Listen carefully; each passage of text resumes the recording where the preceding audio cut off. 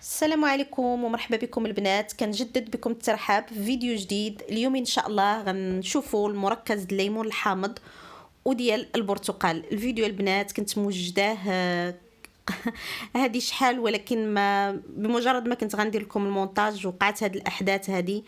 نطلبوا من الله السلامه والعافيه ويبلغنا الله رمضان على خير وبخير ويرفع عنا هذا البلاء. غادي ندير لكم هذا المركز ديال الحامض بجوج ديال الطرق. الطريقه اللي تعودنا اننا نحضروه بها وطريقه اخرى اللي كتبقى جد مميزه، واخا يكون عندك غير كميه قليله ديال البرتقال وديال الحامض ممكن انك تحضريه. الشرط ان الحامض خصو يكون اللي القشره ديالو رقيقه تماما. فانا كما شفتوا عزلت الحامض اللي عندي اللي القشره ديالو رقيقه بحال هكا تماما تماما، لان كما كنوصيكم دائما ان هذه ديك القشره البيضاء والعظام هما اللي كيعطيونا المروره. اما هاد القشره الصفراء فبتاتا ما كتعطيش المروره. احنا حضرنا اكثر من مره يعني المربى هكا بالحامض صحيح وعصائر هكا، الا كانت القشره رقيقه فبالعكس كيجي المذاق ديالو زوين. صافي غنحاول ما امكن بحال دابا هاد الريوس اللي فيهم القشره البيضاء كتكون بكميه كثيره غادي نحيدهم، وغادي نقطع الحامض هكا دوائر، وباش يسهل عليا انني يبان لي العظم وما ندوز حتى شي عظم نهائيا. فالعظام البنات والقشره البيضاء هي اللي كتعطينا المروره. وخليكم معايا لان الطريقه الثانيه هي نشوفوا يعني الحامض اللي كتكون القشره ديالو غليظه، فكيفاش غادي نحضروا به المركز. غنعطيكم جوج الطرق وانتم غتختاروا اللي غادي يناسبكم. صافي خديت الحامض ديالي قطعته دوائر، كنعاود نرجع نقطعه ونتاكد تماما ان ما فيه حتى شي عظم. شوفوا كيفاش كنحيد العظام، وإلا كانت بحال دابا ديك الراس كيكون الجهه ديالو غليظه فكنحاول غير كنعصرو وكنحيد بهذا الشكل اللي واضح في الفيديو. فالفيديو كان عندي موجود، ولا بأس اننا بالرغم هاد الظروف اللي كنمروا منها اننا بالعكس هكا الا بقى الحامض غير في الثلاجه يقدر يخسر ولا شي حاجه يضيع، فنحضروا به مركز باش الا بغينا نحضروا العصائر ديالنا لقاوه موجود. ونحاولوا البنات شنقول لكم يعني الحياه تستمر، نحاولوا اننا وليداتنا من زعما هذا الشيء ما ياثرش علينا في الحياه اليوميه ديالنا مع وليداتنا ما عندهم حتى شي ذنب، باقيين صغار. المهم شنقول لكم، نسال الله السلامه والعافيه ان شاء الله. صافي من هادو الا كانت بحال دابا هكا بانت لكم شي قشره غليظه ولا القشره فيها شي حاجه فغنحاول نحيدها، وغنكمل كميه الحامض اللي عندي كامله بنفس الشكل. نتاكد تماما ان العظم ما كاينش. البرتقال بنفس الشكل، الا كانت البرتقال اللي القشره ديالو رقيقه بحال هذه، شوفوا بحال ما فيهاش القشره، فغادي نخليها بالقشره ديالها حتى هي وغنقطعها دوائر ونحرص على العظم نحيدو. شوفوا البنات شحال القشره رقيقه. شوف غنوريكم هذه اللي القشره ديالها غليظه غادي نقشرها. شوف هذا هو اللي بغيت نقول لكم في الاول. حتى بالنسبه للحامض هاد القشره هي اللي كتعطي المروره. قشرت وغنعاود نقشر بهذا الشكل حتى نتخلص من هذوك الخيوط البويض نهائيا. صافي كملت بنفس الشكل. كنتمنى يكون واضح. بالنسبه للسكر كناخذوا بحال دابا الا كان كيلو كناخذوا نص كيلو. ما غني ضفت السكر ما قدنيش هذا الاناء، يعني انا هنا عندي كيلو ونص ما بين الحامض وهذا والبرتقال. فتقريبا درت واحد 700 حتى 800 غرام ديال السكر سنيده. هو كيمشي كيلو بنص كيلو، سواء الحامض سواء البرتقال. تاكدوا ان ما كاينش العظام. صافي غنخليه يبات ليله كامله في الثلاجه، وليله درتوه في الصباح تحاولوا في العشيه تكملوا التتمه اللي غنشوفوا مع بعض.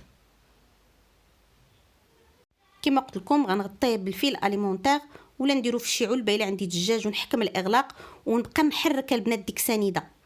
نحاول ان ديك السنيده باش غيطلق لي بحال واحد السيرو.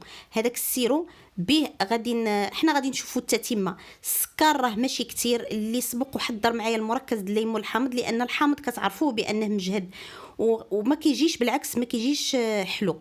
المهم هذاك دخلته للثلاجه. وهذا اللي الحامض القشره ديالو غليظه بهذا الشكل غادي نحضره.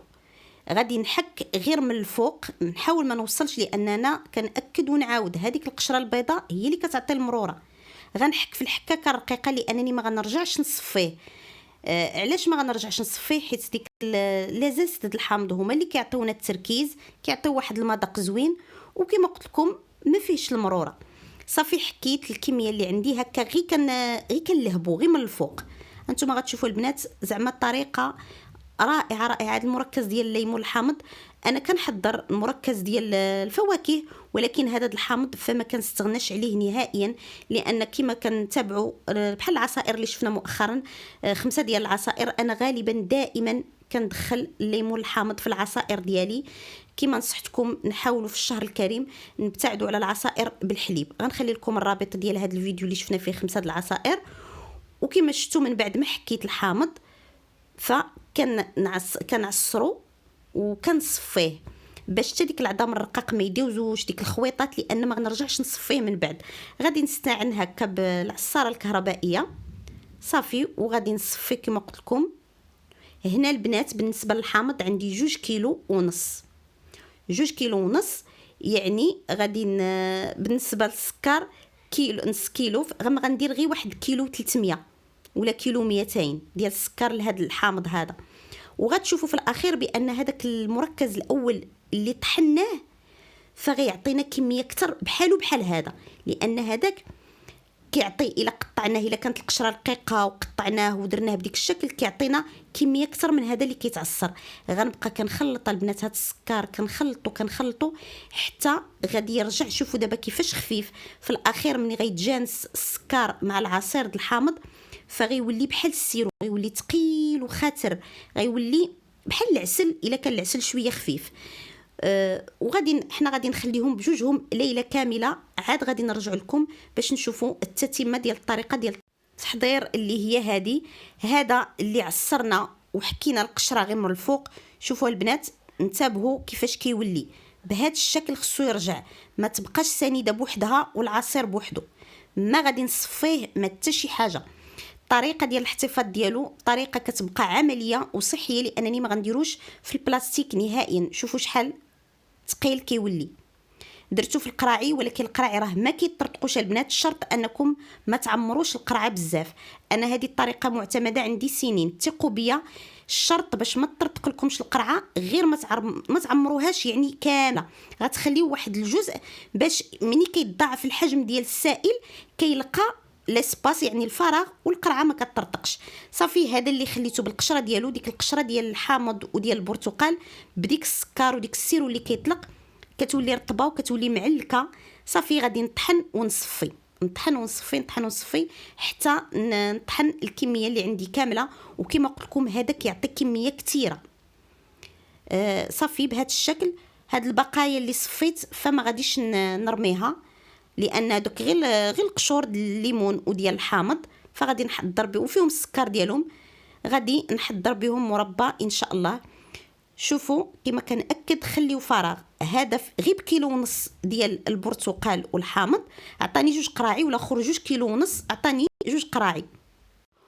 وفي هذا الاثناء ومن بعد ما مرات اكثر من 24 ساعه على المركز ديالي وهو في الثلاجه، انا جبت غير 2 قراعي باش نوريكم، ما بغيتش نجبد كلشي وجبنت تماما، ولكن راه ما كيجمدش البنات. وهذا هو السر ديال الكميه الكبيره اللي كنديروا ديال السكر. شوفوا كيفاش غير بالمعلقه كيجي بحال الكراميل وما كايناش المروره نهائيا.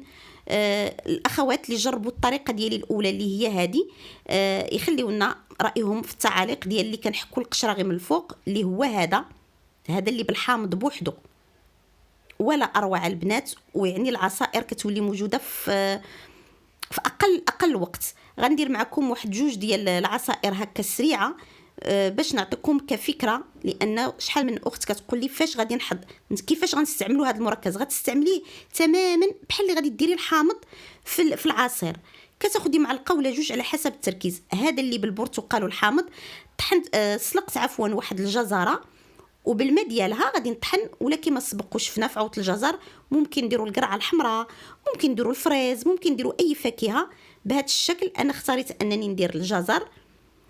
غادي نضيف الماء والمركز ديال الحامض والبرتقال على حسب التركيز والحلاوه اللي بغيت انا. وهذا عصير كما شفتوه غنيته بالاضافه ديال الجزر وكيبقى من اسرع ما يكون. وهذا ديال الحامض بوحدو غنضيف له غير الماء. شوفوا كيفاش بسهوله البنات كيتحيد من القرعه، والقرعه كما قلت لكم كانت اكثر من 24 ساعه وهي في الثلاجه، راه علين شي يومين وهي عندي في المجمد. عاد جبدته باش نكمل لكم الفيديو. غنكه هذا الحامض بوريقات ديال النعناع، كتعطي واحد لا فخاشور فنه. وكان هذا هو الاقتراح ديالنا، جوج طرق لتحضير مركز الليمون الحامض والبرتقال. احبكم في الله والى اللقاء.